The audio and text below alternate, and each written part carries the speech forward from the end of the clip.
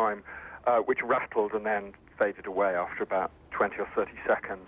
But this one just kept getting stronger. The windows were rattling, the walls were shaking. I looked out of my window and I could see an adjacent building, a 7 or 8 story building, beginning to move from side to side. So I decided then it was time to get under my desk, where I cowered while the earthquake played itself out.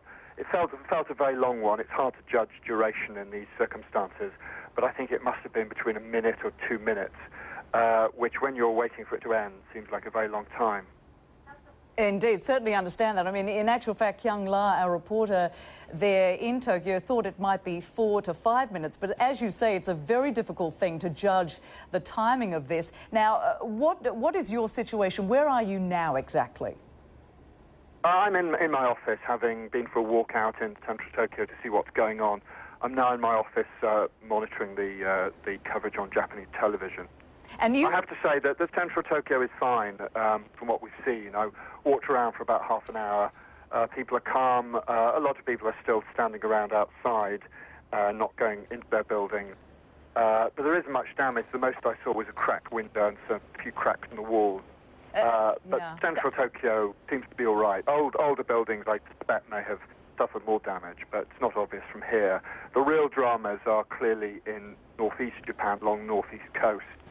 We're seeing now pictures of large-scale fires. You've seen the waters flooding into some of these northeast cities. That's where the damage is concentrated. Yes, and we have listened to the Japanese Prime Minister, Naoto Kan, appealing to the people of Japan to remain calm, a difficult thing to do, certainly under these circumstances, as you fear, certainly along the coastline, the northeast there, the approach of yet another tsunami. What about people trying to get hold of loved ones, family members? Because I'm seeing a lot of that on my Twitter account, people trying to make contact with their friends and family. Yes, I think the problem is that the phones are very jammed. Everyone's on their phone, on their mobile. Even the landlines are a bit difficult now. I mean, I was able to get through to my family in the first half hour after this happened. They were all fine.